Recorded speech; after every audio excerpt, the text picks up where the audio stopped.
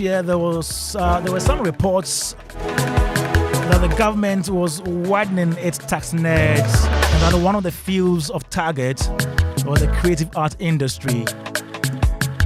Now, this issue has come up again because YouTuber Kwame Sheldon had an interview with the BBC,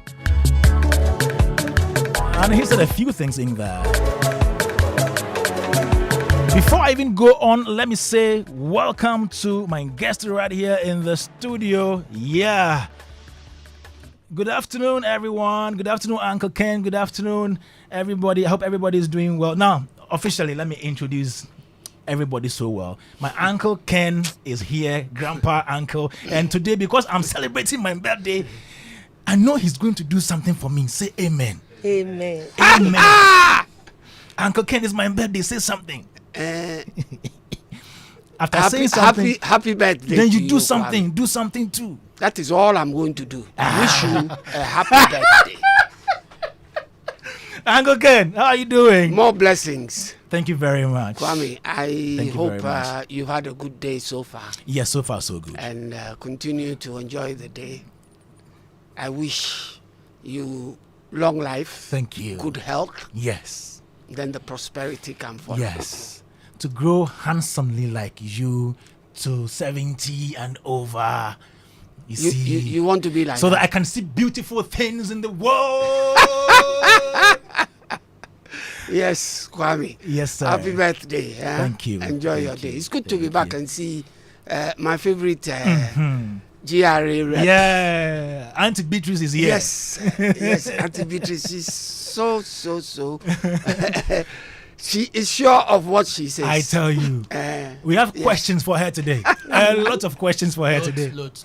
Okay, let me introduce ones you've mentioned, Auntie Beatrice. So we have here in the studio as well, Beatrice Nyauto, who is with the Debts Management, Compliance and Enforcement Unit of the Ghana Revenue Authority. Auntie, welcome back to the show. Thank you. Are you ready for us? Yes, please. Thanks for coming. Then, with my boss, he's sporting a new hairstyle. He's a creative entrepreneur. He's the CEO of the Ghana Dance Awards and Festival, PRO, Charterhouse. I know I didn't say the destination right for Charterhouse, but forgive me. And he is into events as well. Right here with us, Robert Clark. Big boss. Birthday man, how are you? I'm doing well. My phone. I see you you're wearing white. Yes. Yeah. I mean, it's good. Is that Robert Clark? He's changed, eh? I'm totally stunned. Were you sitting there as I was? Yeah, I was. And I did not recognize him. It's still the hairstyle. Till you mentioned Robert. Robert. Interesting. Yeah. Good to see you. Good to see you, Chief.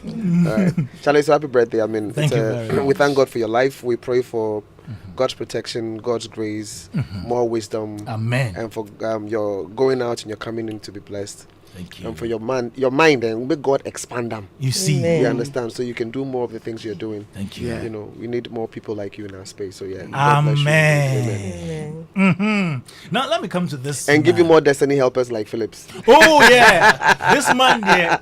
If I get money, I could build big house, give him. No, don't say if. The big. No, don't say when? if. It's good. Okay. Yes, when the if is conditional. Hey, bro, thank you. Let me go to this man.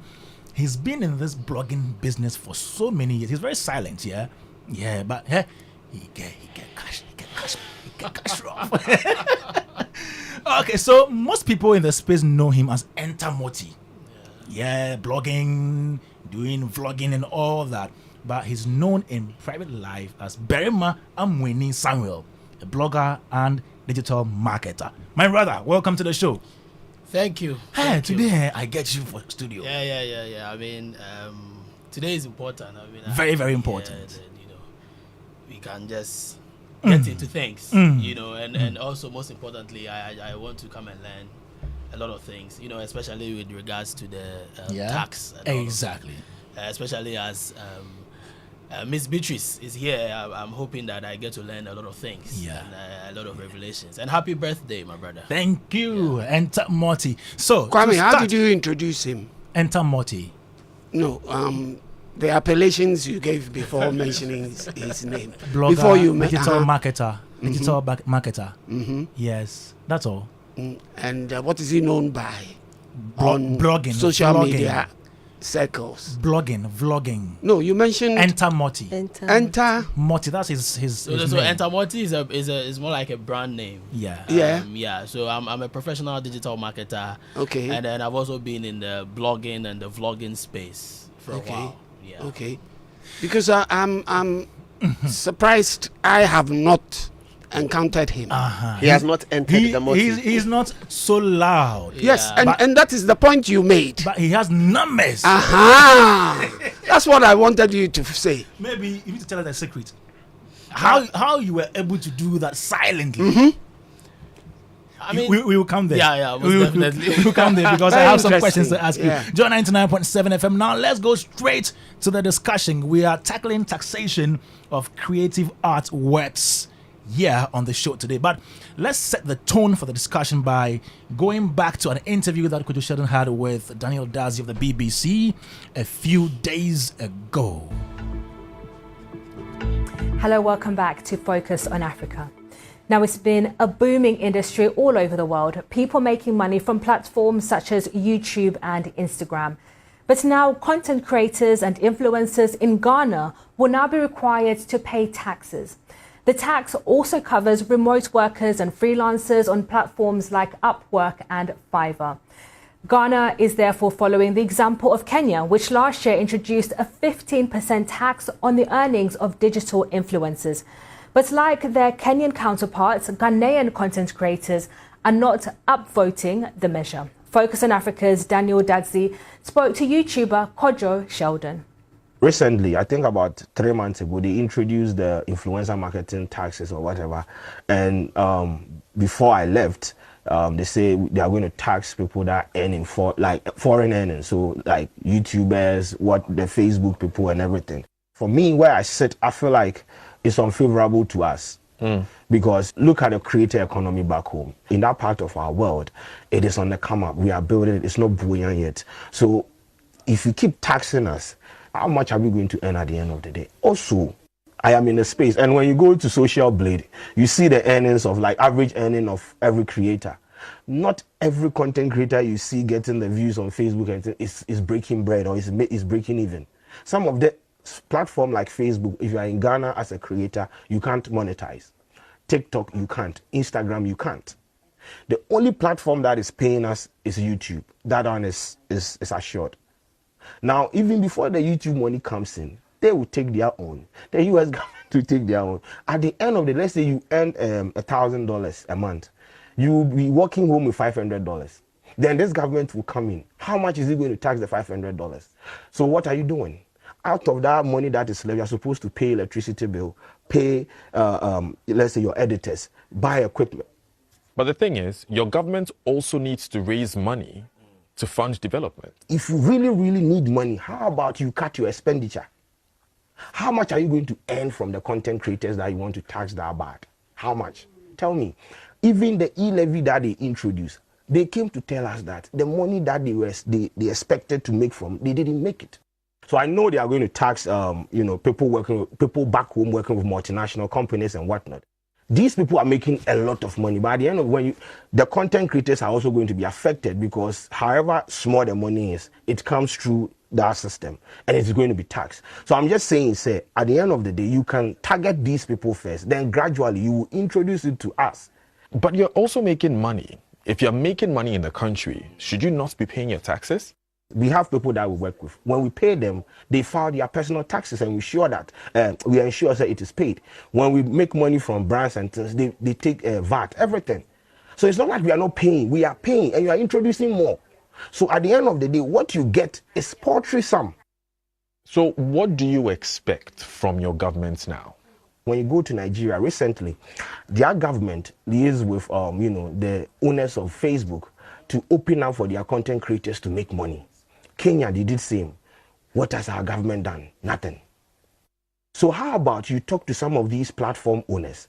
Let them introduce things that would go in favor for your creators so that it will motivate them to create. And when they create and they make the money, you can come in for your bread. So I'm saying we should be exempted from it. The creator economy is not buoyant enough. Joe 99.7 FM, you just heard Kojo Sheldon there in an interview with the BBC's Daniel Dadzie a few days ago. And this interview has stoked the debate on taxation in the creative industry. Are we really going to tax content creators, YouTubers, MCs, brand influencers? Is that what we're going to do, and what will be the modality for doing that? Let me go straight to Beatrice and find or take her thoughts on this particular one. Auntie B, so you just listened to Kojo Sheldon responding to the decision, or let's say the plan by the government to tax certain areas of the creative industry. And he is a YouTuber. He works with content on social media and all that. He has raised some concerns. Your take? Thank you, Philip, for the opportunity. I want to say that GRA has clarified that it's expanding the tax net. We are widening the tax net to include all of them, just like you have said. And the Income Tax Act 2015 at 896 says that anybody who earns an income must pay tax. And if you are a resident in the country, it's your worldwide income. It doesn't matter the source. Once you are a resident and you earn income from outside, you earn income in Ghana, all are taxable. So just like he is saying, he says YouTube takes tax from his earnings. Their earnings, yeah. Yes. It is his duty to register with GRA, file his returns, declare all his income, those that he has earned locally and those that he earned from outside. So when he files his returns, declare all his incomes correctly. If he has evidence of the tax that was deducted from his earnings, wherever he's saying it, he will bring it. We will look at it. If we will take it from it, if we take it into consideration, GRA will do that. But if you come and say your tax has been deducted and there's no evidence, how do we grant you the relief? And the creative industry, it's business they are doing. Our law says that it's either you are an employee, you are a business person, or an investment person. So when you earn income from these three sources, they are all taxable. So wherever you belong, just like you and I, we are employees, it is our employers who are mandated to deduct our taxes at source. So if you are a business person, now it lies on you that you register with GRA, file your returns, pay your taxes correctly, because you have an obligation towards the nation. You have an obligation as a citizen to be paying your taxes, as our constitution states. So if you are working and you are earning income, you are supposed to pay your taxes accordingly. So you as a taxpayer, you have an obligation towards that. You have to keep your records so that you'll be able to file your returns and pay the right tax. If you don't keep records, how do you know this is how much you are going to pay? How do you even file your returns? If you don't do all that and we know you are working, that is where our Commissioner General will come and say, I'm giving you this to pay. Then you come and say, we have over assessed you. But it is because you haven't done what you are supposed to do. These are individuals who are working on their own. You know, they have their own offices on their laptops. Some of them don't even have studios of their own. Maybe some small corner be in their house. A person like this should come and register. Yes, you are because he's earning income. Whatever he's doing brings him income. Whatever he's doing brings him income. So you have to register with GRA. It doesn't matter you haven't formalized your business with RGD, that is Office of the Registrar of Companies. Yes. Some people have not even gone there to register at all, but they are working online. So it doesn't matter. You still have to register with GRA. Come and say, I don't have registration documents. GRA will still take your details and you will be paying your taxes. You file your returns. Everything will be in your name. Auntie B, I run a website. Yes. I earn, let's say, 300 Ghana cedis a month. Do I still need to come? Yes, at the end of the year, the 300 becomes 3,600, isn't it? So if we look at the tax brackets and you are supposed to be taxed, if we look at the tax brackets and you are not supposed to pay anything, you have filed your returns, you have declared your income, so it is nil for you. The most important thing is you have complied and you have declared whatever you have earned. Yeah. So we will take it on the face value that this is what you have declared. You are not supposed to pay tax. But it doesn't mean that if GRA comes across any information that you are earning so much and you have declared this, won't go back and do what is right. Please, do you get it? Yes. Yes. I get it. But let me ask this question. So this industry of YouTubers and all these creatives is one that is actually linked to how much they earn from a company that is not based in Ghana, but based in let's say US. So YouTube is not a Ghanaian-based company, and they are taking their taxes direct from the earnings. Ghana doesn't have any business with YouTube in this regard, right or wrong?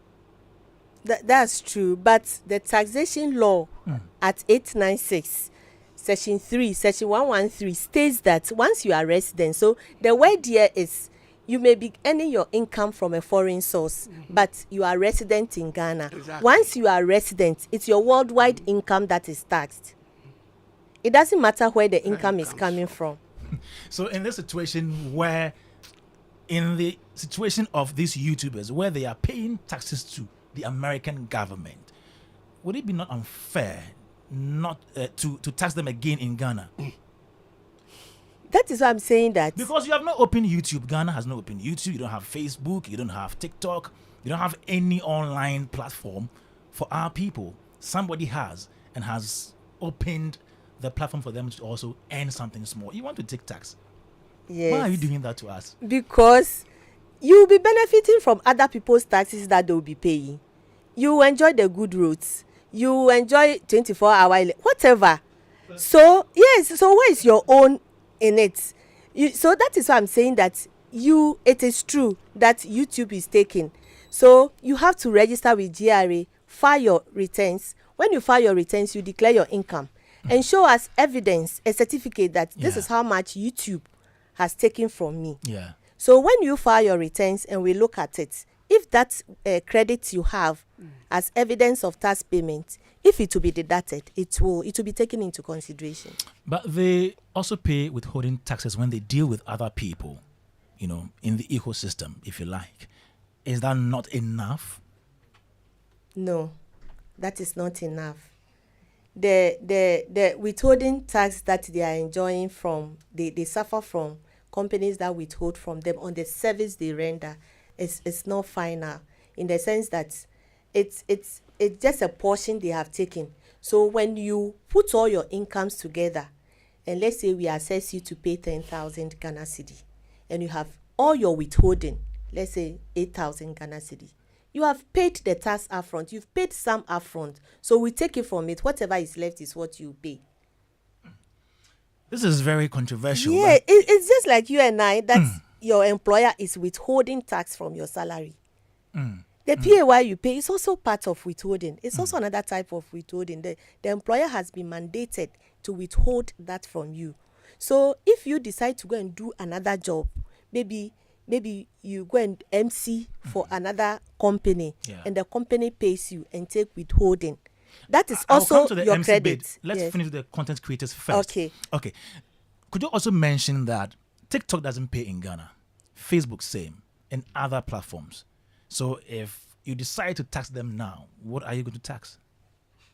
But they receive the money. They don't earn.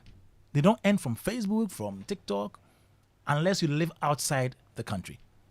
Okay, so if you don't earn any income, the word here is you are resident and you are earning income. Okay. So if they are sure they are not earning any income from what they do, then they earn only through YouTube.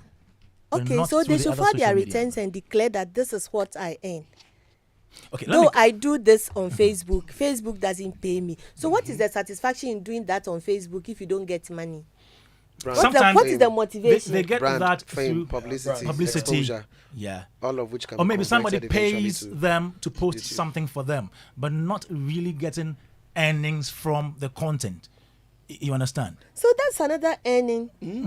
Yes. Somebody pays you. Are you not Yes, paying? yes, you are earning. Yes, Facebook may not be paying you, but you are doing something else on Facebook which is giving you money. Yes.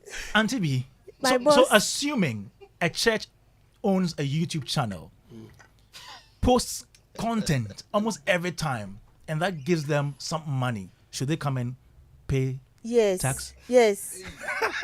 the church is only exempted from the offerings. If the church undertakes any commercial activity, They are not doing that with the intention of getting commercial gains. They are just posting a video of, let's say, a sermon, but at the end of the day, they are getting money in return. yes, they'll have to pay on it. Once it's not that's not their core mandate. That is not their core mandate. Yes. So GRA opens a YouTube channel. You post videos on YouTube almost every time, and it gets some revenue. Do you pay tax on that? You are not in the sense of the word content creator or YouTuber, but you are earning anyway. Yes. Kwame, sorry, I think this is a bit unfair. Because monetization is an option. It's not automatic. You would actually have to opt for it. Yeah, no, please. Let Amweni answer that.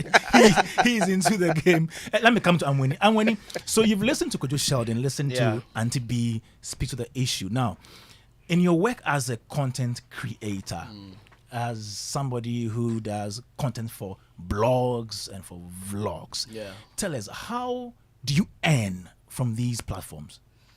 Oh yeah, I mean there are a lot of ways that you can make money on through content creation, especially creating content on YouTube and even Instagram and stuff. But let me start with the YouTube. So with YouTube, she wants to write it.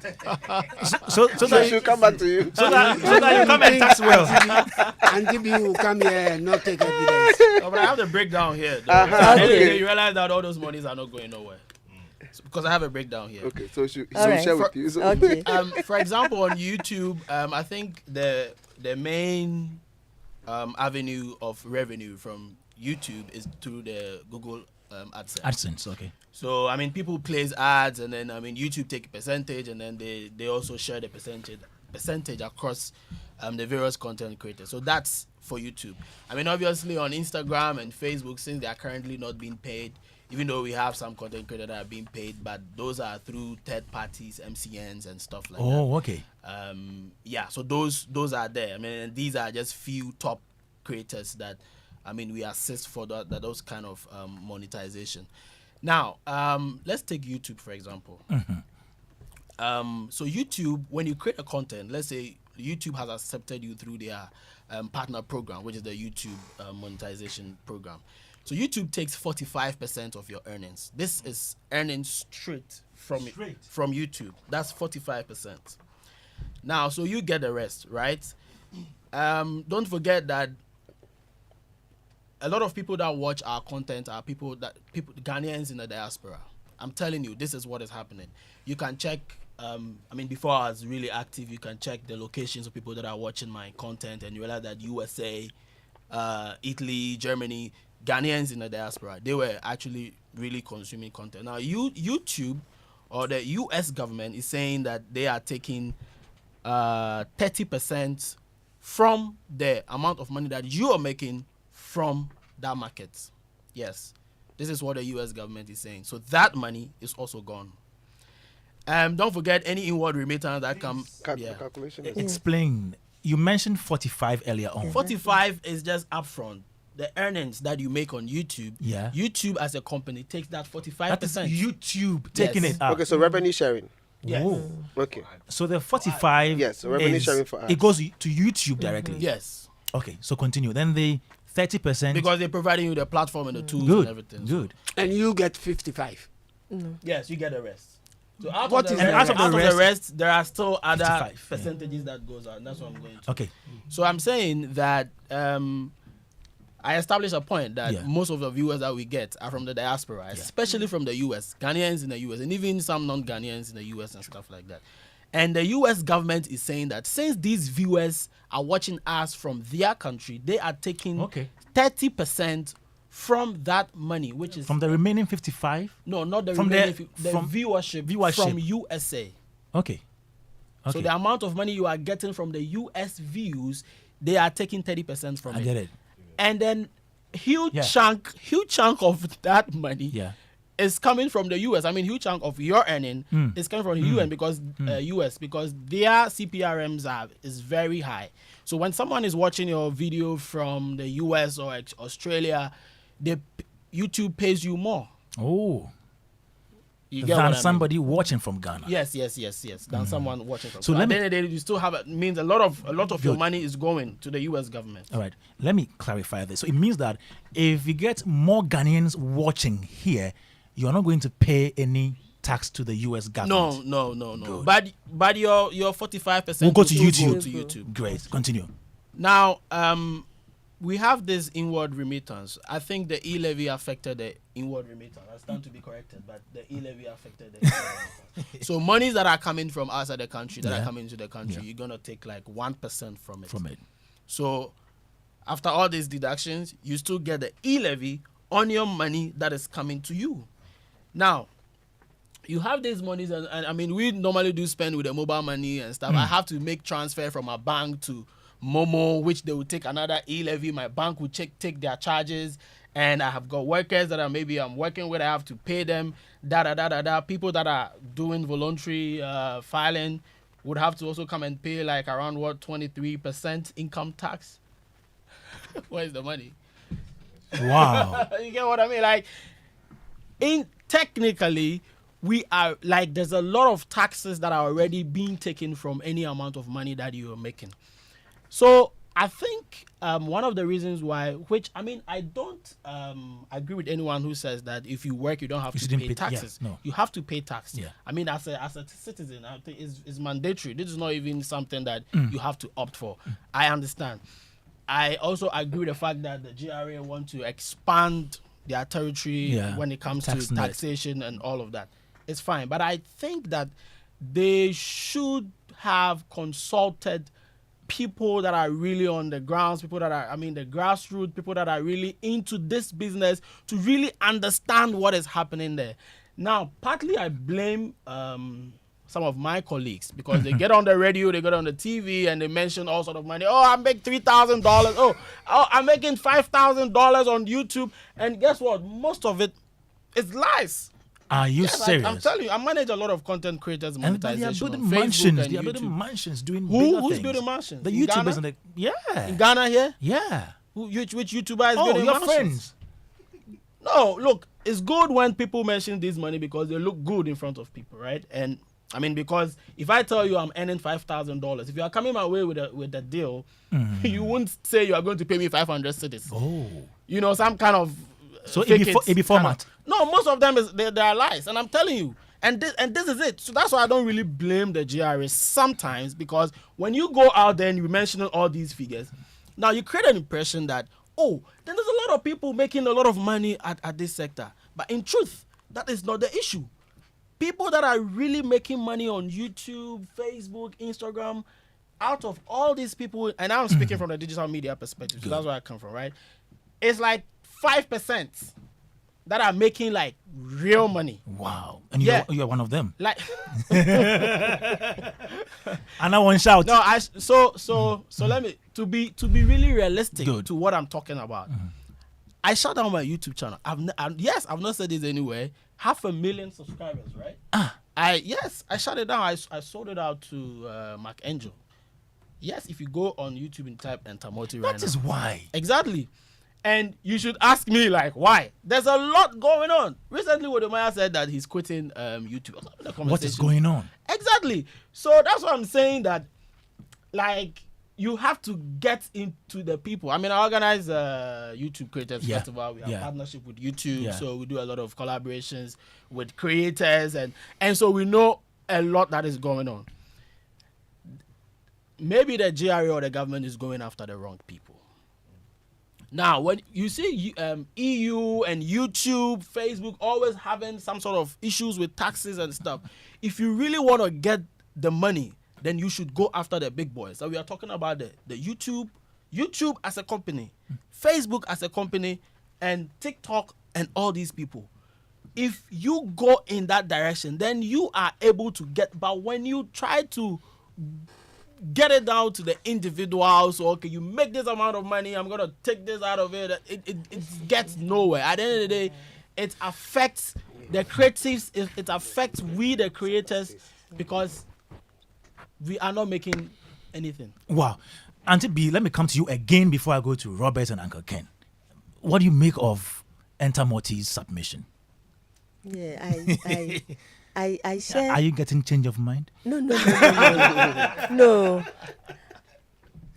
I share his frustrations along the line, looking at the deduction he's taking, but it doesn't take him off in the sense that all that he has said, has he declared all that to GRA? Have you done that? Yeah, have you declared all that to GRA? For me, I feel like maybe if GRA wants to get into such a green sector like this, it has to be more of collaborative. So that's what I feel. I mean, I think they have to involve the stakeholders into, conversations and dialogues and whatnot, so that all these matters are able to come to play. Because if the GRA has no knowledge about all these things that I'm talking about, and they go forward to implement certain taxes, that's a big problem. GRA has, in fact, GRA has set up a special office at Circle, VAT House. Okay. That's where the online business and online things are there you done. make what? Pa? Yes.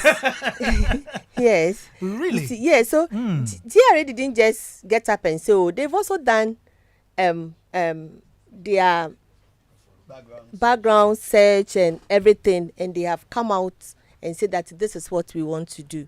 But then what I want to say is that you said that, yes, we should go after the big boys, but the small boys are also there.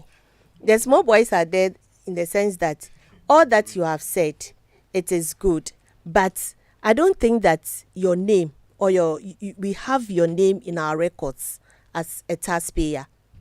Do we? We don't. You said that VAT. Who takes the VAT? Who files the VAT? Is it you that filed the VAT, or whoever, somebody else is filing? It's not in your name.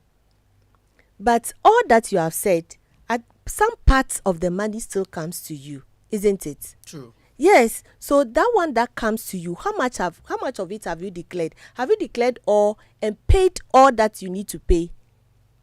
That's the question to you. You see, it is true that when you make 100% money, the 100% is not entirely yours. There are deductions. You said somebody takes 45, another takes 30. Then that's 75. You are left with 25. The 25, I don't know what you take out of it again, but the 25, whatever amount it is, you are supposed to pay VAT on it, because what you do is a service, isn't it? Then your income tax, when you self-assess yourself or the Commissioner General assesses you, you are supposed to be paying quarterly. Then at the end of the year, you file your annual return. So in filing your return, maybe the 25% you made, you've paid your VAT correctly. That one, it's not clear, it's consumption, so it goes off. Then you pay your workers. Maybe you might have incurred some expenses. You bought data. You paid your utility bills. All those ones are allowable expenses that you are supposed to take off from your income before arriving at your profit. So if you do all this, and at the end of the day, you say, based on all this I did not make profits. The government will not go after you that pay your personal income tax or pay your corporator depending on your registration. Oh. Because the government has gotten PAYE at least, GRA has gotten PAYE at least from you and your workers. We've gotten VAT. You get it? So if you say you did not make profit, so government says, okay, you did not make profit, I'm not taxing you because income tax is on profit. Yeah. So you've not fared badly at all, and we've also not missed out on it. And the most important thing is that you have complied. Sometimes it's not the money you pay to GRA is what we are after. We are after taxpayers who voluntarily comply. Wow. Because if GRA is chasing them to comply, it takes us Costs you money. cost, yes, it More costs GRA, to- yes, because yeah. yes, it means that GRA will have to spend money chasing you to do what is right. Wow. So if you voluntarily come and comply with the tax law, we are okay with that. Wow. So that even if you don't make any Yes, gains, yeah, you may not make it today, but tomorrow. Yeah. That is what GRA is looking at. That today you have complied, you didn't make any profit. We are okay. Tomorrow, next year, things may turn around, and instead of making loss, you make a profit. Wow. Wow. Okay. So compliance is very key. Not necessarily paying the money, the tax we are after, but a taxpayer who complies with the tax regulations. Awesome. Just heard from Madam Beatrice Nyauto, who is from the Debt Management Compliance and Enforcement Unit of the GRA. Let me go to Robert Clark now and pick his thoughts before I come to you, Uncle Ken. Robert, Yeah. should they pay? Should they? No. Bad question. Yeah. How should they go about, incorporating the online people, the influencers into the tax net? Okay, so the little I know from economics that I did in school Good. really points to the fact that paying taxes is necessary. Everybody, ought to Very- be able to do everybody, that. yes. The government makes earnings from this. The government has to pay the soldiers, the armed forces, whatever, all of them. These people, that's how they get money. That's how government gets money to pay them, and of course, fund whatever projects or initiatives they are supposed to do. And even the people who work for government, all of these folks, that's how they get money. So clearly, it's a civic duty. We're supposed to do that. I think based on what I'm listening to now, what I clearly hear is a disconnect. Okay. So when people make money and understand that they are supposed to pay, they will pay the monies to the government. When the government enable people to make more money, the government will also make more money. So let me put it this way. If GRA is able to put in things that can ensure that people are able to make more money, the money is certainly going to come back to them. Yeah. So cost per contact in terms of chasing you to comply, if we can rethink that particular cost into how do we educate these people to ensure that by the time they are at the age of making money, they already understand what they are supposed to do and are extremely comfortable in doing it, then I think that we'll forever work hand in hand and walk hand in hand without anybody feeling like I'm supposed to do something and they're on my neck. No, because evidently if it's supposed to be done and we know we are supposed to do it, apart from the bad ones that may be in there, majority of the people will do what is right. So I'm seeing that there was one particular time when the teen was introduced. yeah. Yes. Taxpayer Tax, yeah. Number. I think there was a stakeholder convocation of some sorts where people were brought together. It was explained.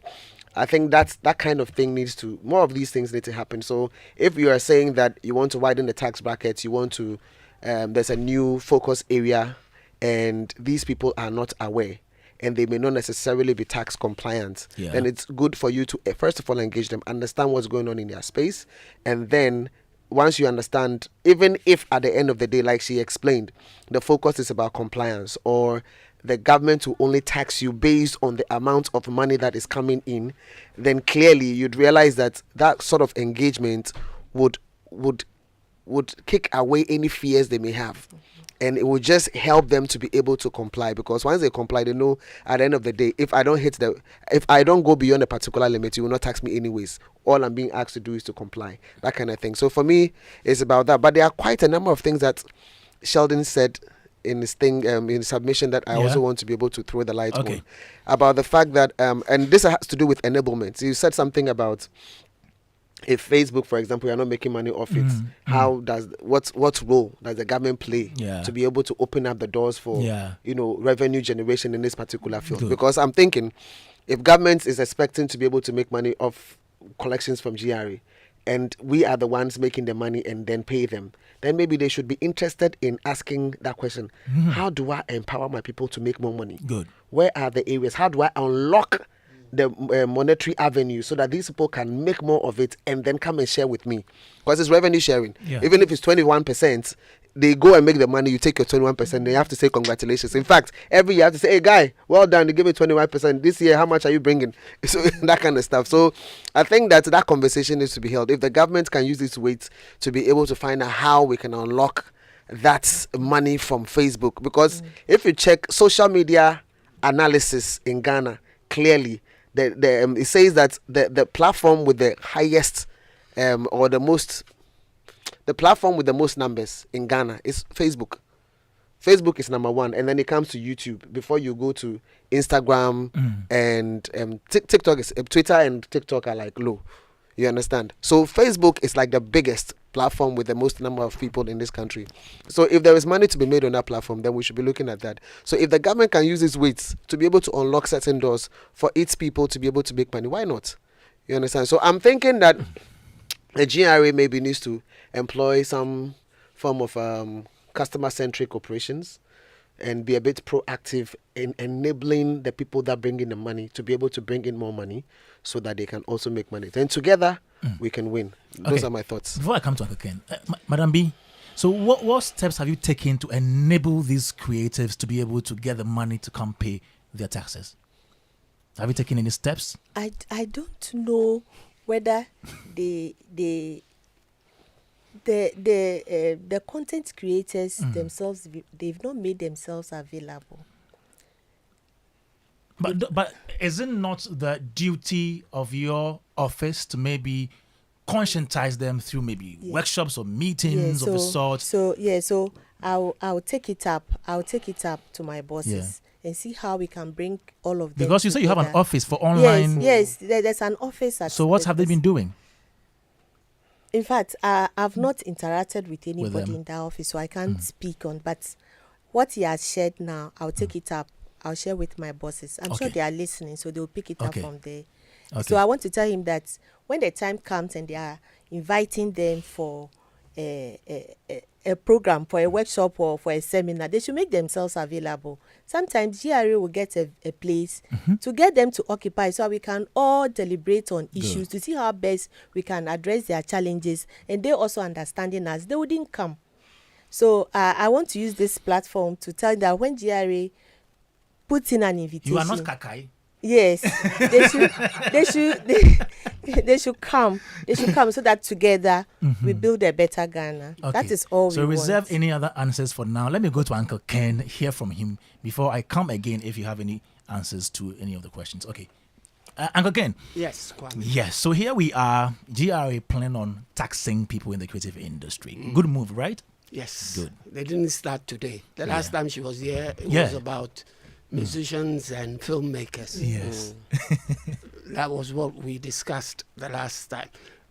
My first point is that as a citizen of this country, you are obliged to pay income tax if you earn an income, however that income is earned. You're supposed to pay taxes on it. And madam, yes. Please, did you say however it is earned? Yes. Yes. You've earned an income. However it is earned. That's why you have to declare. Okay. However it is earned. Yes. Okay. However it is earned. I'm stressing on that too. But that is what does not happen. Okay. And has created all the problems we have in this country. Income is, that's the word. Income. Income tax. Some people think that because they pay VAT on items that they buy, like everybody does, it means they are paying taxes. Everybody pays taxes. But we focus on the income tax that everybody should pay for. So me, I would never be against any venture chasing people to pay income tax, however it is earned. I would back Madame Dem's people a billion times to even go harder on people who evade the taxes or who dodge the taxes, because that's how a nation is built on. We sit here and we talk about other nations and how they are developing, and where do you think they get their monies from? They get their monies from taxes to be able to do these things for their inhabitants. So as for me, I am all for payment of taxes. Now, this matter of the digital platforms. The digital platforms there, since they arrived, they've created problems everywhere. Not only taxes, everywhere. They've cut out a lot of revenue from people who otherwise earned the revenue elsewhere. You even take musicians. Before the advent of the digital platforms, musicians were dealing with cassettes, CDs, and things, and seeing monies, angasa, visibly seeing monies. Feely when they produce and take to, the distributors and stuff like that. They were earning these monies, and it made them want to do more. The digital platforms came, took away that avenue, and now a lot of people scratch their heads and ask themselves whether if they get into the business, they will earn enough. Cash 22. Yes, a lot of people do. They ask themselves, am I going to earn enough if I even bother? The executive producers have all run away because they don't see physical cash anymore. Sheldon, what was Sheldon's actual problem? Kwame, if you can tell me, what was his main problem? He thinks the industry at their side is not well developed for government to tax them. Why? Because they buy their own laptops. I heard an argument from somewhere when somebody said, did the government buy me my laptop for him to come and tax me when I sit in my room and use my laptop to make money?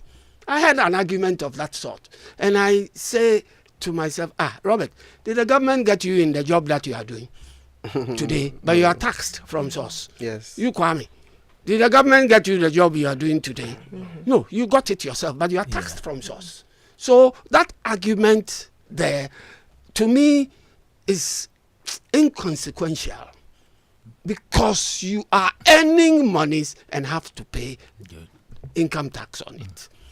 So I don't think it's dependent on the GRA to coerce people. Okay. Listen to the word I use. Coerce people to pay tax. It is not their duty. They are just going by law. The law mandates that this is what they do. So if they are doing what the law mandates them to do, and you are now, and you fall into that bracket, you are now coming to me to tell me that, oh, no, they should not come and take the tax. They should come and talk to me and let us plan.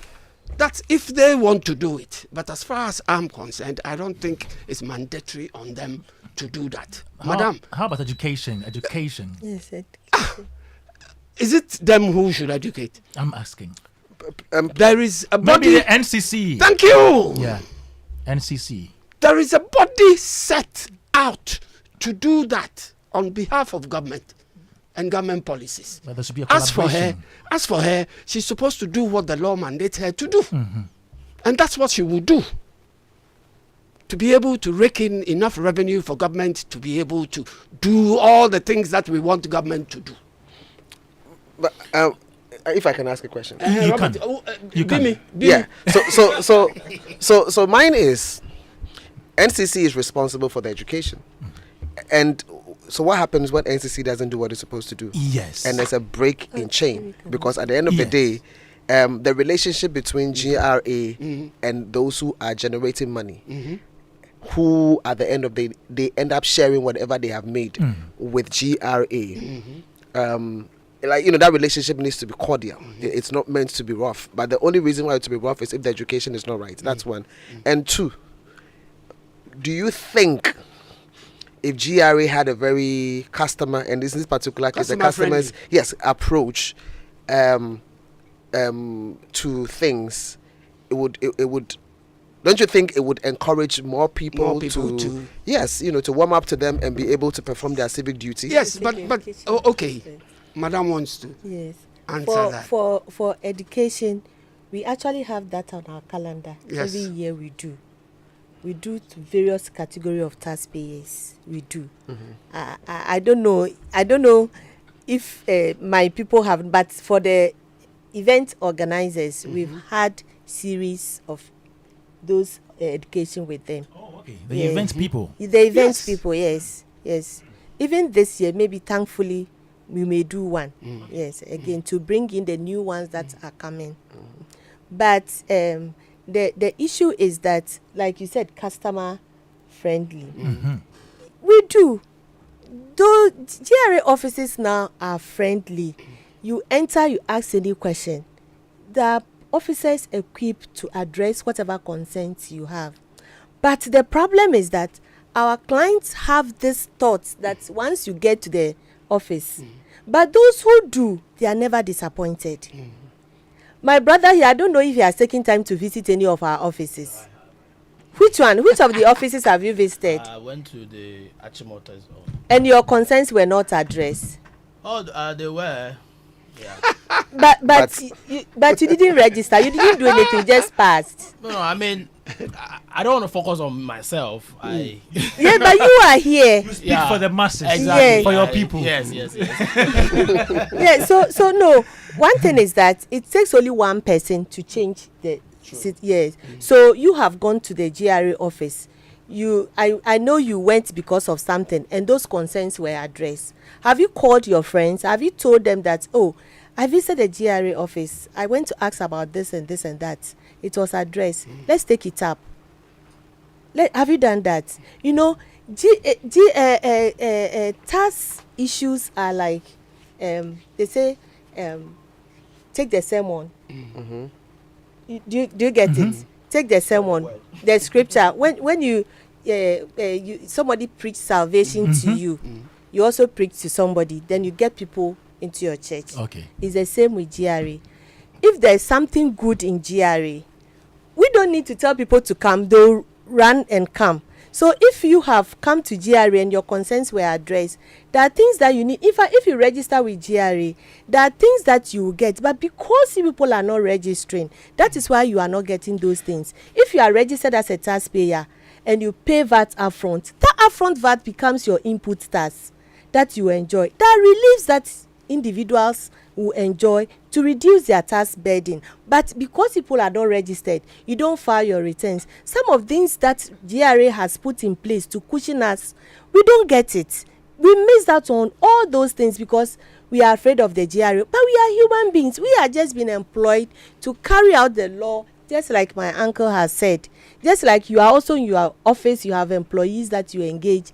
You give them instructions and they follow.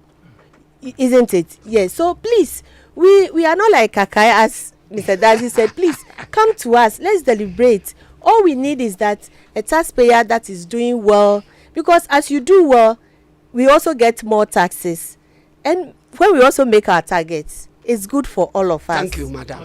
Thank you, Kwame. Minimum. I'm coming back to you. So please. Kodo. Now I want to pose a very important question. Please do. And I'm sure the people here are the ones who can give me an answer to it. The streets that all these bloggers and content creators and things play on, who made it possible for them to play on those streets? The internet. Yes. Yes. Who makes it possible for people to play on those streets? The government through the taxes. Thank you. So if a blogger sits somewhere and poses a question like, oh, did the government buy me a laptop? For him to be able to come and tax me for what I do in my bedroom, right? If he did not have the streets to play on, would he make any earnings? You see, sometimes there should be less emotions when we want to deal with certain issues. and look at the issues dispassionately and see exactly what we can do to help ourselves, both the country and the individuals living in, to make enough money to be satisfied and happy. I agree 100% with Madam. The GRA have, for the past few years, tried to engage people to come to them, so they help them. I sit back and I ask myself, if I am running a business and my cry has always been that I'm not making enough money to pay taxes, but I am the only one who knows I'm not making enough money to pay taxes, I haven't bothered to send my records to the GRA office or elsewhere for them to verify and see if I'm making enough money to pay taxes or not. I haven't done that all. And so when they send me something, what do you call it? Assessment. Then I get angry. I say, but how can they sit there and send me this assessment? But have you sent your records to them to prove that you are not making any money? From what Madam has said, I think if we all follow that pattern, there will be a lot less aggravation in the system, because we simply don't do that because we are scared of that, where those three letters, GRA. We are all scared of them, meaning that every time we go there, they're going to take money from us. But that might not be the issue. Thank you, Uncle Ken. And now there's even the platform to self-assess yourself. Okay. You look at your previous, let's say we are in 2024. So 2023, how did I fare in my business? So government is saying, GRA is saying that you self-assess yourself. This year, maybe you said you pay 5,000, but first quarter is gone. You realize, business is doing well, so I could pay more. You can review upwards and downwards as often as you wish to. So now it's not we assessing you. They say assess yourself. So the law says assess yourself. So it is only when you don't do. Exactly. That's why GRA will come and say pay so much or pay that. Joy 99.7 FM, we're talking about taxation of creative arts activities. You can send in your questions now on 055-1111-997. We have some questions or contributions here already. Someone says, seriously, I don't understand Kojo Sheldon. He and those in his sector should not be taxed? Really? He says that he takes home just $500, so he should not be taxed? This is about 7,000 Ghana cedis. Do you know how much people are earning? This is from, no name yet. There's another one here says that, good afternoon, Kwame and guests. I think I'll support Kojo Sheldon on this because the government must be providing before deciding. They must fix the data flow, which is very erratic, for it is the blood of the content world. Doomsaw must also stop, for it is the heart that allows the blood to flow through the system. This guy must be a scientist. Reduction in import duties for creative gadgets may also be considered. The lady is not really saying anything convincing, are you sure? She's speaking as if she's making reasons for the government's milking ventures. The world out there created, regulated, and motivated for the social media prospects. They are just trying to reap where they didn't sow. Chidudu with that one coming through. You can also send your 055-1111-997. And this one, I don't know if this is related to ours. Okay, so it says, you don't have to pay millions before you start paying tax. All government workers pay tax, even if you are paid 1,000 Ghana cedis as a watchman. Come look at our pay slips and see how much we are paying as tax from our meager salaries. Exactly. Nobody enjoys paying tax, guys. This is from BB from North K. Sure. Yes, so Joy 99.7, more contributions coming. When it comes to tax. Yes. You can also send yours now. Let's get them read. Yes. Okay, so please keep your comments coming through. Joy 99.7 FM, the Superstation Showbiz A to Z, 055-1111-997. Enter Moti. What should be done to bring the creative content creators and the GRA on one page?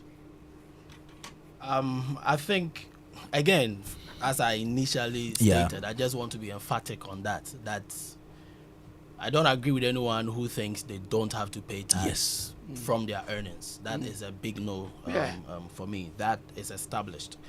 However, if we want a lot of revenue from taxation, then there must be a lot of motivation. And for me, as I sit here as a digital media practitioner, I think there has not been a lot of motivation. I will not say GRA, but from the government, which obviously, yes, I mean, GRA is also a government entity, right? Now, let me give you some figures. So, Facebook, in 2021, Facebook announced a 1 billion plus bonus system for videos across both Facebook and Instagram. Okay. Now, they were going to reward creators $1 billion across. And guess what? Ghana was not part of the eligible countries. Wow, why? Now, Snapchat also initially stated that they were going to pay out $1 million paid every day through to the end of 2020 for top snaps and spotlights. Ghana was not part of the eligible countries.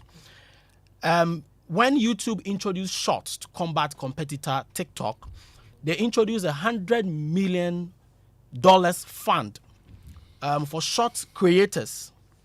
Ghana was not part of that fund.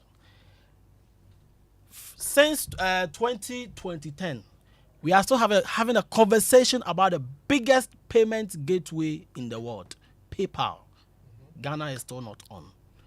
So when you come back and you come and tell me that, so you guys are here, you guys are earning, so I'm coming there to also siphon, then I'm a little bit confused because I feel like you are not doing enough for me to make a lot of revenue. Look at all this money that I'm mentioning. So who is on the negotiating table speaking for creators from Ghana? Which government official is lobbying for the citizen, the digital nomads that are freelancers that are creating content to make sure that, is it that the Nigerians and the South Africans and the Kenyans, like, they are doing more than us? No. We have a very buoyant digital financial system. If you check even I was talking about this inward remittance and the whole of Africa. If you check Morocco, it's Morocco, Egypt, Nigeria, and Ghana, people that are receiving a lot of money coming from the outside. So this shows that it's not even about population game anymore, that we normally say that, oh, they are going to Nigeria because they have a lot of population there. No, Ghana is also doing so much more in the digital economy. So it is very. So what do you think is the problem? Yeah, the problem is that the government really have to do a lot when it comes to dealing with these people. As I said, the EU has done it, China has done it. Even the USA, they are doing a lot with it. They should have a lot of conversations, top level conversations with Facebook, YouTube, and see how the young and the digital citizens can really enjoy a lot of revenues from these, avenues. And that's the conversation that, we'll be having. Joe 99.7 FM, Showbiz A to Z. We are talking taxation in the creative industry and government's plan to actually incorporate the creative industry, like online creators, brand influencers, MCs into the tax net. Now, this question or comment is from Jonas, the chosen companion. Says, go to GRA office and you see the officers there don't believe anything you say. Really? What do you tell them though? This one, okay, you can keep your messages coming through. Is Facebook, Instagram, TikTok, X paying taxes, you mean, to the Ghana government for operating in our country? This is a big question. I'm not talking about VAT, but on the money they make from Ghanaians who are using their platform. But other countries are doing it. Other countries are taking taxes from these big boys. When he was speaking, he mentioned that for the people who are streaming from the US. Yes. Like American government. Yes. X amount of money in terms of percentage. percentage. Yeah. So the question here is: are these people also paying? Paying. You know, because then it helps so that the conversation. I don't makes have sense. information about that, but I can Because check. I believe when they are paying, then whatever we will be paying will even be subsidized. Yeah. Because at the end of the day, they are also paying to the government. That's a good question. I say this one says most Ghanaians will evade tax. In fact, they would even take what belongs to the government if they have the opportunity. Joseph from Insawam. Joseph I like that from one. Insawam, you can also keep your message coming through.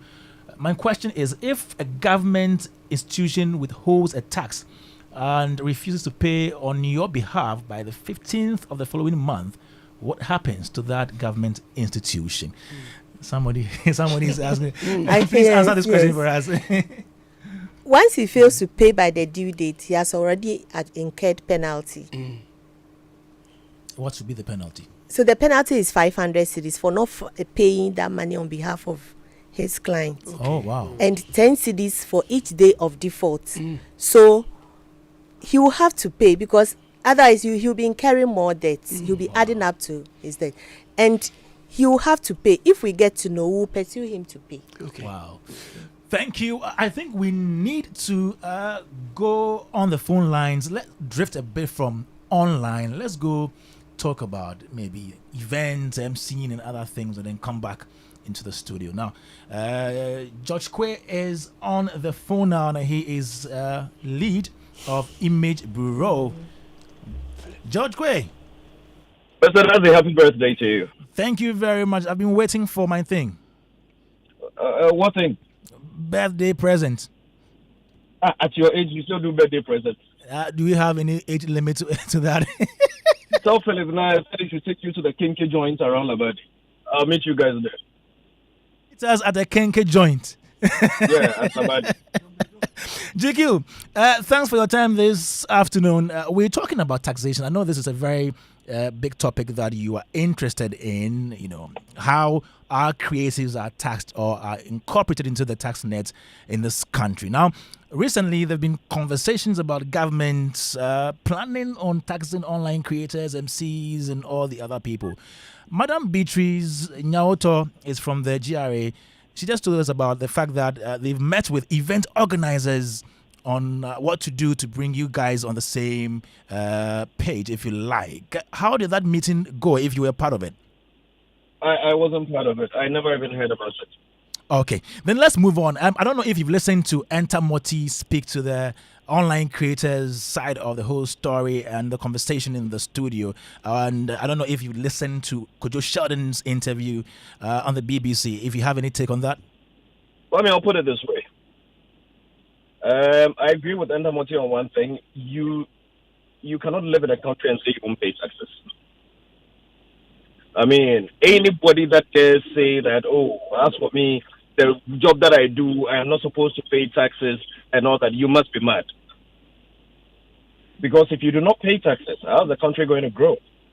How are you going to create an enabling environment for you to thrive, to continue your business? So we do need to pay taxes, each and every single one of us. Now, here is my thing, which I have said time and again. We're in a sector that is struggling. It is struggling on many fronts. And look, what your gentleman in the studio said about the monies that were being shared by these international platforms is true. And Ghana is not part. Ghana is still not seen. People that are online, that are making money, they will tell you that you need an account somewhere in the United States or in another country before you can earn revenue. Why? That is still not to say that we should not pay taxes. There is that other part of the conversation. Well, and you see, Kwame, everything I'm saying ties into something I've been saying consistently. Tax us, but let's also use it to develop our sector. Just like you would take taxes and use it to build roads, build schools, build hospitals. Creative sector, so how hard is it to ask for that? Because the GRA people will tell you that all the taxes, their duty is just to collect, and that is true. We are not fighting them. They are doing what they are mandated to do, and they are doing it very well. In fact, if every sector in this country were working as effectively, Ghana would probably be a better place by now. So I commend them for the great work they are doing. We don't have a problem with them. All we are saying is that when that money goes into the consolidated fund and they are sharing, they are distributing, can some also come to our sector? Kwame, and when I say our sector, look, even when I talk about event spaces alone, at the moment, the only quote-unquote good indoor event space that we have right now is the Grand Arena, which is a private facility. The rest are all churches. Yeah. Because if you go to the State House Banquet Hall, it's been shut since 2016. Renovation, not done. National Theatre, we know the issues already. Accra International Conference Center, we know the issues already. So for how long must we cry? Then comes the other aspect of the incentives and reliefs that would help develop the sector. Because you see, I've always advocated that if you are putting us in the chain, because if anybody wants to cut taxes at any time, it's a sector that they will look at first. Corporate institutions, everybody. Advertising budgets will go down first. Sponsorship budgets will go down. And you cannot blame them. The company must survive. So whatever looks like, it's okay, it's negligible, we are the ones that will suffer. So, if, for instance, you want to place a tax on, say, petroleum products, I've argued this time and again, place whatever tax you want on petroleum products. Kwame, would we still buy or not? We'll still buy. We don't have a choice. Yeah, we will. It doesn't matter how much you sell a gallon of fuel. We will shout, we will cry, we will still buy. Put it on electricity, put it on water, put it on what we will buy. But if you put it on me, the content creator, or the one who's selling something that somebody can say, oh, Charlie, let me buy my fuel. You this play that they are doing at the National Theatre, you another time. Because the person has that luxury to say another time to me. So if you make it difficult for me, because the more you tax me, I would have no choice than to raise my taxes. Because if corporate institutions want to cut budget, they will not sponsor me. And if they don't sponsor me, then it means I would have to increase my ticket costs. The more I increase my ticket costs, then taxes and everything will come in. Then my patron would rather stay at home. Because if you compare going to watch a play to buying fuel, you'd rather opt to buy fuel because you need to be able to move to do your business. Let us put all of that aside. Let's still say it is irrelevant. Taxation is important. How are you going to tax this sector without making sure that you do not cripple it? Look, there are several countries that have implemented various measures to support and grow their creative sectors without burdening them with excessive taxation. Let us look at the UK, for instance. When you go to the United Kingdom, they implemented a tax incentive that they call the Creative Industry Tax Relief, CITR. It is a scheme which provides tax breaks for companies involved in film, television, animation, video game development, other creative industries. And it's helped.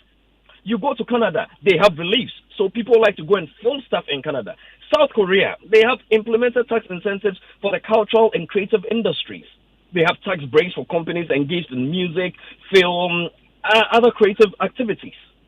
Australia has same. France, look, Kwame, I can list them on and on and on. Ghana, yet they are no working. Again, nobody should say we do not want to pay taxes. We want to. We will be stupid to say we cannot pay taxes or we should not pay taxes. All we are saying is that just as some foreign company would come to this country to say they want to mine lithium or they want to do something and you can give them 10 years tax break, why can you not do same for Kwame Dadzie Theatre Industries? That you are a young event company, so we are giving you 5 years. When you are solidified, then we can start taxing you. Because then Kwame can now venture into things. He can be daring. The little revenue he generates, he can employ more people, helping the country curb its unemployment issues. He can go into more daring theatrical production, do mind-blowing stuff. But if Kwame has to do it, and then Kwame looks at the taxes he has to pay, and then he looks at his cost of production, and he looks at the amount of revenue that he has to take home at the end of the day, and you enter his room, lock his door, and cry, the next thing Kwame will be thinking about is to japa. So these are some of the things that we've been saying. And I listened in for a bit, and I agree totally with a bit about education. It must be regular, because again, we need to understand that Our sector is more talent-driven than knowledge-driven. And when people are talented and their talent is making them money, a lot of them haven't had the opportunity to get the kind of education people like Kwame Dadzie, people like Mr. Robert Clark, people like Uncle Ken and myself may have had. So it's an onus on the taxing authorities and the NCCE and other bodies to regularly educate some of these people in this sector about some of these things. Very important. It is very necessary and very important. So these are the little contributions that I can make for now. But let's not get it wrong. It is pertinent. We all want to pay taxes, but the key thing we keep asking for, we keep begging for. Just as the taxes are helping develop other sectors. You see roads being done, hospitals being built, schools being built, and all those things. Our sector is also crying. That's all we're asking. How hard is this? Okay, thank you so much, George Quay, for your time this afternoon right here on Showbiz A to Z. Let me go straight to Madam Beatrice Nyauto to seek her responses, if you like, to some of the things that George Quay mentioned in his submission. Madam, tax break. Tax break. Yes. That's tax exemption. Yes, for creative industry. Yes. It's a concession that is there for them, for young people in the creative industry. In fact, if you are registered with GRA and you file your returns, everything is, you have 5 years exemption. You are not entirely exempt from paying income tax, but if you register your business as a corporate organization, okay, and those in the corporate are paying 25% of your profits, yours is to pay only 5% because of that concession that has been granted you. So if you are you register as an individual, you also have 5 years exemption. So whilst you are on the exemption, you are on the concession, you pay 5% of your profits. So whilst people are paying 25%, because you are registered and you are filing your returns, you have that concession for 5 years. And this is across board, not only creatives, across board. No, for creative. There are not only for creatives, for manufacturing. Yes, no, there are sectors that when you are, you operate within that sector, you are a young entrepreneur.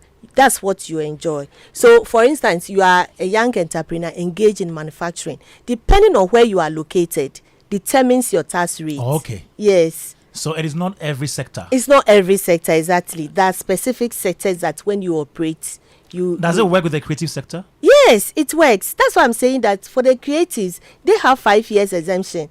Like, it's a concession. You are not entirely exempted, but whilst people are paying 25% of your profit, you are paying only 5% as tax rate. Let me be controversial. So assuming Enta Moti has been working for 20 years and he's yet to register with you, would you start from now or? No, he doesn't qualify. Oh, madam. He's not coming in to start afresh. No, he doesn't qualify. Assuming he started. He started before, you might have started before the law came in. So you can continue, you'll be granted that concession. But you have worked beyond the 5 years period that the law is granting you, so you don't qualify anymore. Maybe his company collapsed and he came back. He did what? So wait, but if he starts a new company? If he starts it's the same content is going to. No, it's the same. No, let me be clear. Okay. Is the focus on the individual and how long it's worked, or the company, or on the company and how long it's been in operation? No. I don't get your question. Please. Is the focus or is the law looking whatever concession you have? Is it for the individual and how long they have worked, or it is for the corporate organization or the business venture and how long it's been in operation? It's not about how long it's been in operation. It's about the business venture. Good. So the business venture today, is 2 days old. 2 days old, yes, and you have registered with GRE, that is what I want to do. You enjoy the concession. Okay. Enter Morty. Enter. You can now do. You have 5 years Intermortar. concession. No. You can now do Intermortar.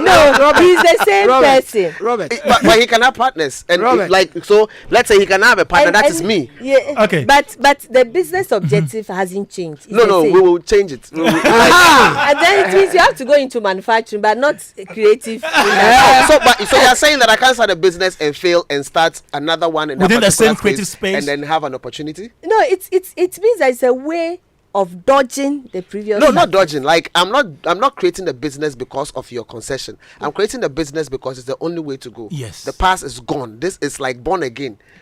Starting Like afresh. starting afresh, new partners. And I am in this space because this is where my skill is at. I have the connections, I have the wherewithal to be able to make it happen. I have learned how to fail and therefore how not to fail. So I'm coming back into this space and I want to go hard. And they're Robert, saying, is it going to have the same name? No. It probably A different one. A different- different Enter directors. Mortar. Yes. Or entered mortar or something. That happens all the time. Exactly. It happens all the time. Yes. I'm sure the opportunity is there, I'm sure. But you said something about young. Yes, You said young. that's up to 35 years. So the people with the, so like Kwame Dadzie is not qualified. If you are Kwame Dadzie is beyond, 29. if you are beyond that, the law specifically said young men and women up to 35 years. Okay, so you are saying that people should come with their football age or what?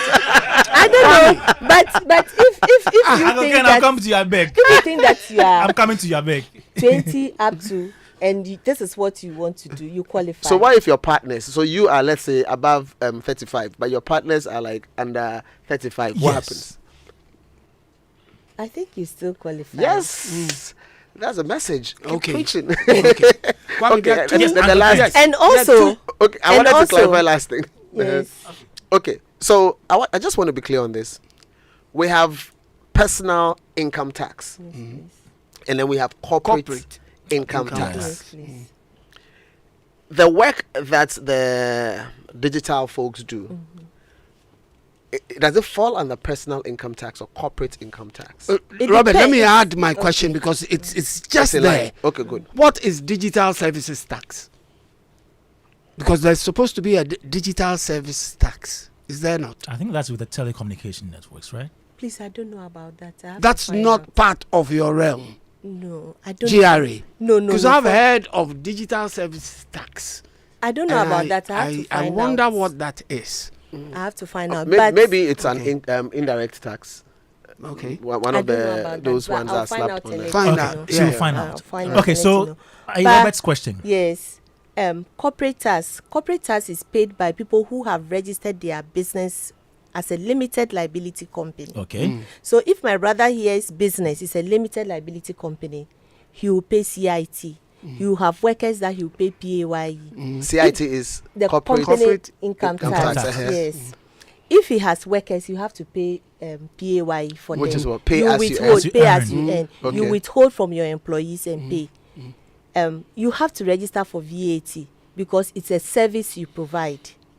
So you register for VAT and you are bound to be issuing the Commissioner General's VAT invoice.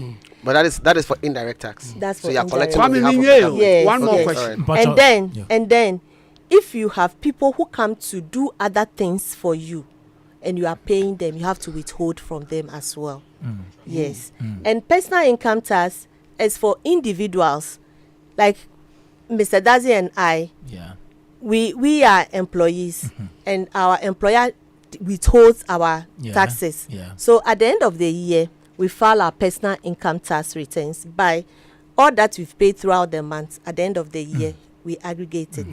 And so traders, individuals who have registered their business, that me, I'm alone, I want to do this. So you also pay PIT, personal income tax. Okay. Kwame, Yes, we've is your question concentrated. answered? Yeah, my Yes, question please. is answered. But the last Are part. you not done, Robert? No, just connecting to it. Okay. So then there is a payee element, Yes. which means depending on how much you are earning. Yes, If you please. fall into a particular bracket, that's when you pay.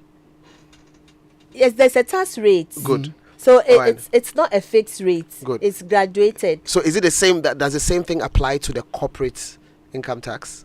No, the corporate tax, depending on what the sector you operate from, You could pay 25%. You could pay 8%. You could pay 22%. Okay, so it depending varies. on the objectives of what your company. So all you need is for us to file. Yes, to and file. then eventually we would know. Yes. So you could even file only to discover that you're not supposed to pay any tax. That is if your what you do, your income is exempt by law. Okay. But if your income is not exempt by law, Then you are good. Then you pay. to go. Or unless of course In which cases incomes exempt by law? pension is exempt by law. And which other case again? If you are a cocoa farmer and your income is solely from cocoa, it's Okay. exempt. Okay. Yes, if any activity that is connected to the government or local government is exempt. Okay.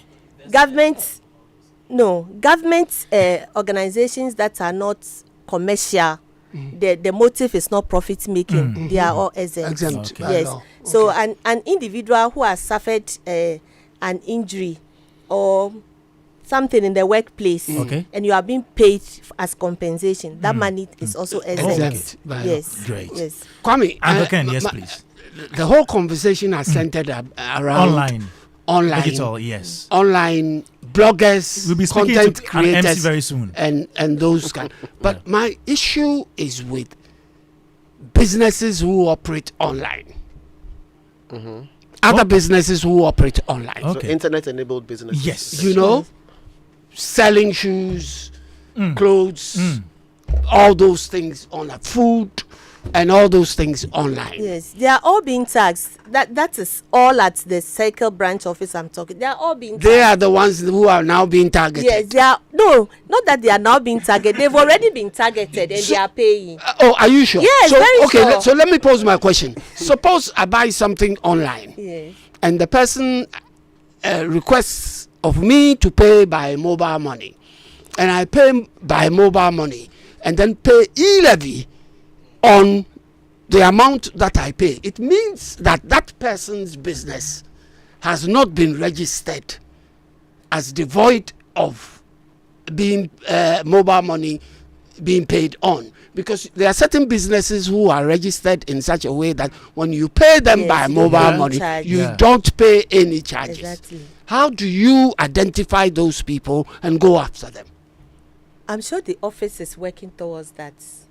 I don't have direct response to it, but I know there's an office that is dealing with all online platform businesses, Okay. just like the bloggers and those doing buying and selling online. Because I think there's a lot more money to be made from there than the So- bloggers. so- A lot more. I will take it across and let them Yes. know. A lot Let them more. know. A lot more. Thank you very much, Joe Kwame, 99.7 FM. Please.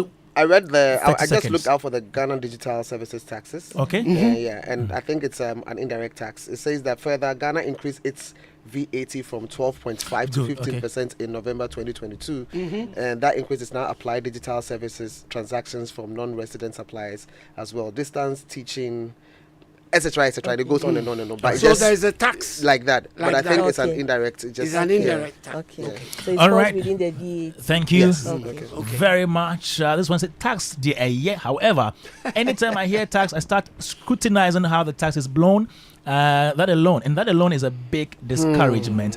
People elected and appointed in higher offices are not a good example and encouragement for taxpayers.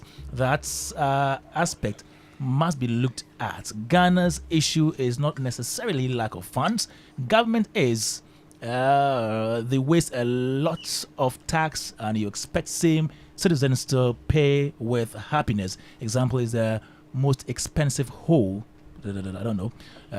Okay, so let me go on the phone lines now and speak to one of the biggest MCs. I mean, master of ceremony. He is a professional MC.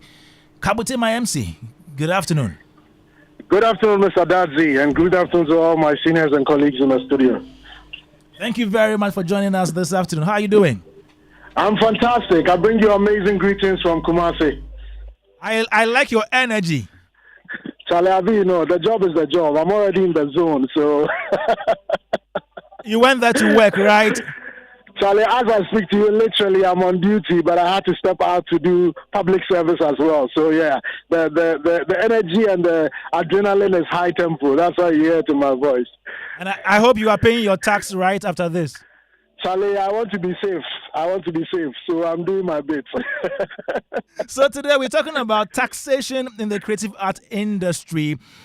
What do you make of this whole announcement of government getting into the creative art space to tax people in this space, MCs, online creators, and all that?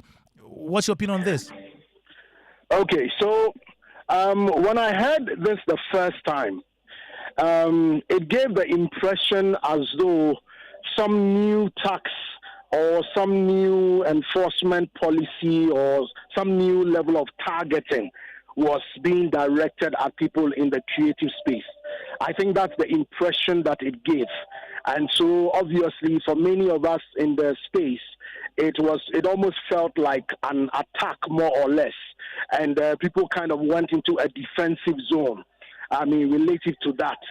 But I personally, and at this point I expressing my personal views, in conversation with some of my other colleagues, I've come to appreciate that my personal views are not exactly the most popular, but these are my personal views. Now, personally, what I feel is that it is a very simple matter of you are in a country, the country has laws governing itself.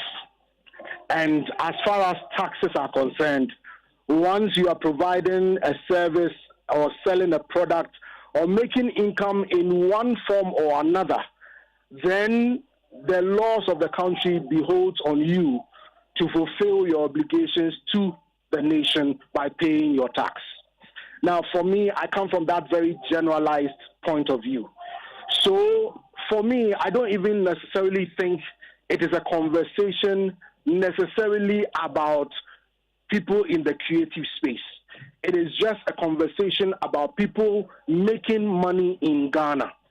As long as you are making income, you are providing a service, you are selling a product, and you are registered, you are supposed to be registered and formalized so that you can be identified and then you pay your taxes. From that point of view, that's the way I see it.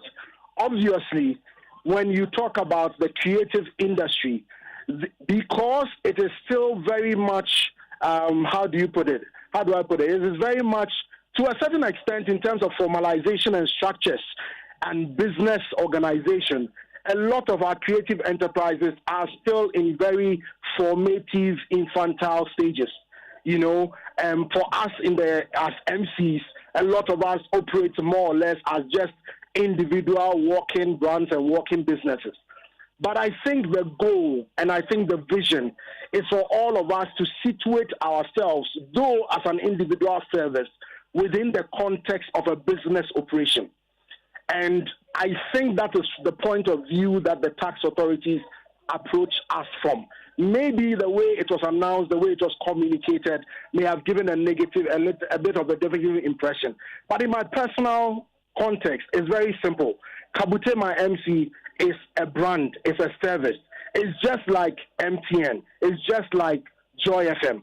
But Kabute My MC is not the company. There is a company that provides a service called Kabute My MC.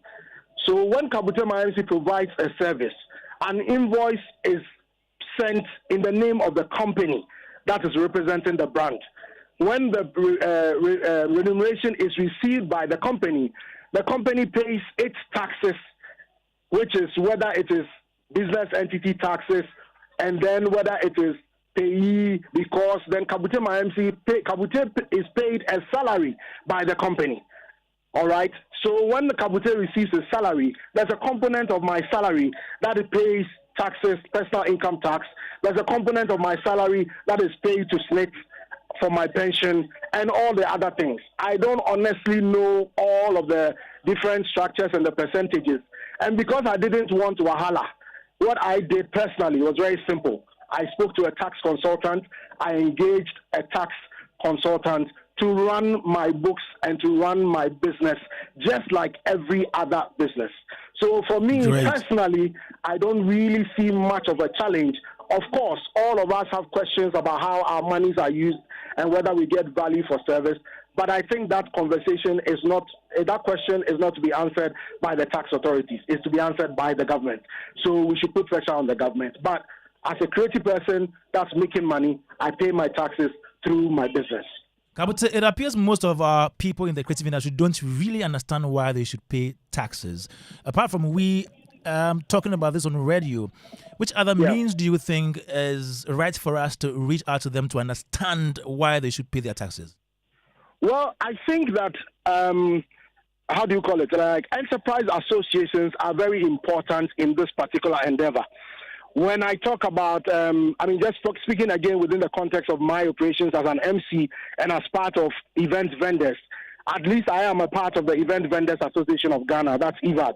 And I know that EVAG has periodic educational platforms that they put together to help to educate us as event vendors to understand our responsibilities, according to the law.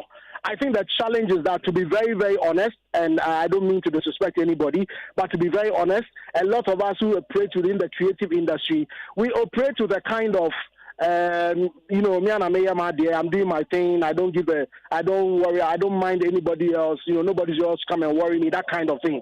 And because it is a tough terrain, I won't lie. I mean, many of us are really struggling and breaking sweat and tears to make income. And remember, our income, many of us, is not always predictable. It's not an easy environment to operate within. So because of that, anything that comes to us that seeks to take a bit of that money away, obviously we are very defensive about it.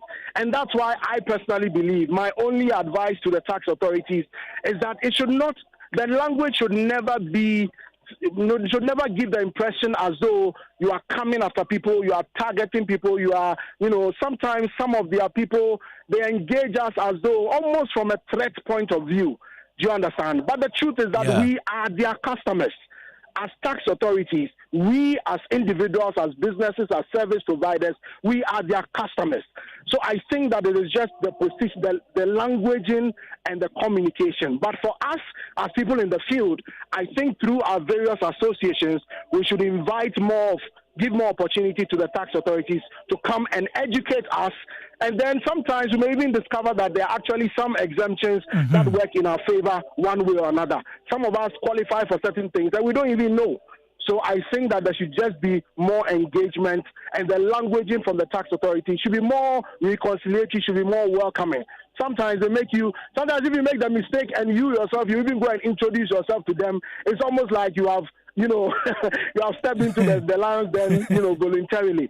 So that's just a point of view. But otherwise, personally, I think it is a national civic responsibility for everybody, and for us in the creative space, we should take it as an opportunity to encourage us to formalize our businesses and to push ourselves to the next level. That way we get to employ one person here, one person there, pay a bit more taxes. And then once we do that, finally, then we can also have the right to demand accountability from government, whichever color of government is in power at any point in time. Thank you very much, Kabute, my MC, for that wonderful submission. Joy 99.7 FM. This is Showbiz A to Z. Let me read some of your comments right here. Hi, Kwame. Good convo on the vexed issues of taxation and the issue of digital spaces. I believe that in as much as we will encourage income earners in that space and Ghana in general, the GRA must be proactive to understand the nuances on which they can and enable businesses to grow and help governments to maximize their value. The current issue of using taxes to kill businesses is becoming one too many. Citizen Sika from Spinters Community 18 Junction. Good points by panelists. Sometime in 2020, I started a conversation resulting from my master's thesis on IP tax incentives for creatives and inventors. But the response from GRA and GIPC colleagues was that my thoughts were crazy. I proposed that what developed countries call patent box, where any person who has created or invented or invested in an intellectual property will not pay tax on the income. The called GIPT box, Ghana Intellectual Property Tax Box. Zero tax rate for creatives and innovators. This is what is good to encourage innovation and technology transfer in Ghana. Komla in Cape Coast, thank you for that comment. We are joking in this country. When you export goods, you bring in foreign exchange into the country, which benefits the whole nation. This is what content creators do. We bring in foreign exchange. If you tax the few of us who bring in the funds into the country, the first option is to move the funded account to a country with better tax regimes, which is very easy for content creators, and the big creators are already doing it. Joshua Elikem and Megashi Viglo on Facebook. Thanks so much for your comments. Now, let me come in and wrap up. Okay, so let me pick final comments from everybody. Madam B, you'll be the last person to talk, to speak. Let me start with you. I'm winning. Enter Moti. Yes, thank you very much. I think this has been very educative. I mean, personally, I've learned a lot of things, and then I think also moving forward, one of the things that can also probably help the GRA and also the government. I have said a lot of things with regards to what government can do to motivate, but on the other side, I feel like introducing some form of registration and licensing, for people in digital media space. I mean, I happen to be a proud member of the new media association, and there's been a lot of education and other things. But I feel like if the government also introduce some of these licensing and registration, it really helps the GRA to also track and monitor and even give some of these incentives that we are talking about for people who voluntarily do filing and all of that. Yeah. Thank you. Thank you so much, Enter Morty. Now let me come to you, Uncle Ken. Your final remarks on this before we go. Wonderful show. I have enjoyed every bit of it, But I like to reiterate that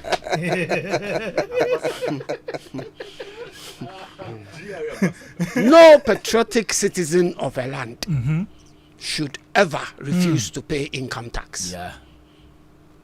So if there are people out there, I'm sure there are people out there who, for all their lives, have not paid income tax before. Kwame, would you believe that?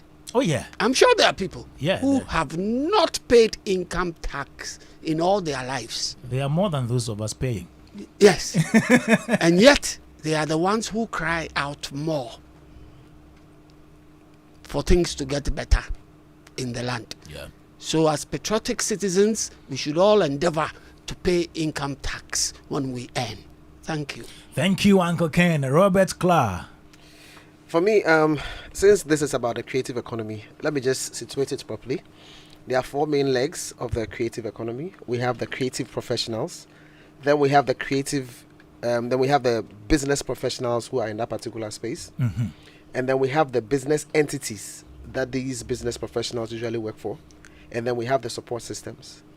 So these are the 4 main legs. Okay. Now, when it comes to support system, we're talking about the law, we are talking about, all the infrastructure and all the elements. All those who work in that particular space, they pay tax, including the companies that are in that particular space. When you come to the business professionals or the business entities, whether it's an advertising company, whatsoever, they all pay, they comply.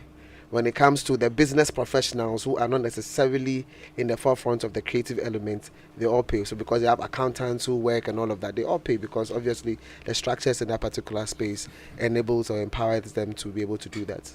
So the last leg, that is where the challenge is. It's with the creative professionals themselves. And I think that we need to find ways and means to ensure that they are brought into the tax regime. The reason is because obviously we need to be able to broaden the tax market. I mean, the tax brackets. Everybody has to contribute their might to the kitty. And so I think the conversations need to keep going on, and we need to have. We just need to understand that we have to contribute, and whatever it takes in terms of conversation to be able to get to that point where we are able to pay, we need to. It's necessary, and I think that's the only way forward. Thank you, Robert Clark. Now let me go to Beatrice Nyawoto. Yeah, madam. Okay. The ball is in your court now. Yes, please. I want to, if we say taxpayers to file their returns, I mean, it's not anything that you see as very cumbersome. It's a form that you get online, then you fill in your details. If it's a company, you are filling in the details with figures and information about yourself. So if it's about figures and it's a company, a limited liability company, you need an auditor to prepare your books. So you are saying that these figures I'm using to complete this form, this is the source of it. Then you upload it. So if we say return, it's not anything that people are thinking, what is just a document, a form that you complete and submit. So please, I want people to disabuse their mind that it is something difficult that I cannot do. No, you can do. It's just questions you answer, you put it there. Then number 2, withholding taxes. Yes, if you render a service or you supply goods or something to a company, an agent that has been mandated to withhold, they withhold. And if they withhold, you are to ask for your certificate to show that this is the evidence. It means that you've paid your tax upfront. So when you are filing your return, like I said, and you've keyed in everything, now it's online. So once you key in, it tells you this is how much you are supposed to pay. And you have your withholding, you just key it at the payment column. It tells you this is what you are left to pay. If it is more than what you are supposed to pay, it means that you have some credit in the system, which will be confirmed later. Is that okay? So if you have withholding, it doesn't mean that you have finished paying your tax. It's just that you have paid some upfront. Yeah. Okay. Then most of our callers and my brother here talked about education. Yes. I think we'll take it up. It's something that is on our calendar. We do every year, but we'll take it up. My bosses are listening. Okay. Maybe once in a year may not be enough. They'll look at it and we'll get back to you. But they should not shy away from the tax office. We are there to help one another. We are there to clarify whatever issues they have. Wonderful. Then they, as our clients, they also have obligation towards the tax administration. That is, it is their duty that as they earn income, once they earn income, they have to approach the GRA office, register with us. Once you register with us, the things you are supposed to enjoy, it's not all about paying money to the state. There are reliefs that are also there to lessen your tax burden. Even the SNIT you pay, it's taken out before the tax is applied to whatever income is left. Okay. Wow. So there are benefits in tax administration, not only paying money to the Good government. Right. Yes. So you have a responsibility as well towards GRA. Thank you very much, Beatrice Can I ask Nyawoto. you to share with us the The portal. No. Asking registration? the law that like she should quote exact the act Which says and the act that says we are supposed to pay. If she can just give us Pay that. what? We are supposed to pay tax. You are supposed to pay income tax. Yes, that's Okay. the act. Yeah. So at 896, the very first one, okay. section 1 says that anyone who has a chargeable income, you need to have an income to be able to get a chargeable income. Okay. And apart from that, section 3 talks about accessible income from employment, business, and investment. So my friends online, this is business they are doing. Good. Yes, so they need to pay taxes. Thank you very much. Thank you, Beatrice Nyawoto, Debt Management Compliance and Enforcement Unit of the GRA. To you, Uncle Ken, George Quay, Kabute, my MC, and Tomoti, Berima Amweni Samuel, Robert Clark. I like your hair. Why? Your hairstyle is nice. All right, so tomorrow is a Sunday, and we'll be listening to Pentecost Hour, John 99.7 FM, 1:30 p.m. Do listen as well on Mondays, 5:30 a.m. on Hit FM, on Saturdays, 7 a.m. on Joy Prime TV. It's been Showbiz A to Z on Joy 99.7 FM. My name is Kwame Dadzie, show produced by Philip Nye, with support from Anita Tay, Olivier Fangnan on social media. It was brought to you by MTN. Everywhere you go, Superstar multi-fruit drink. We're back same time next week. Bye-bye.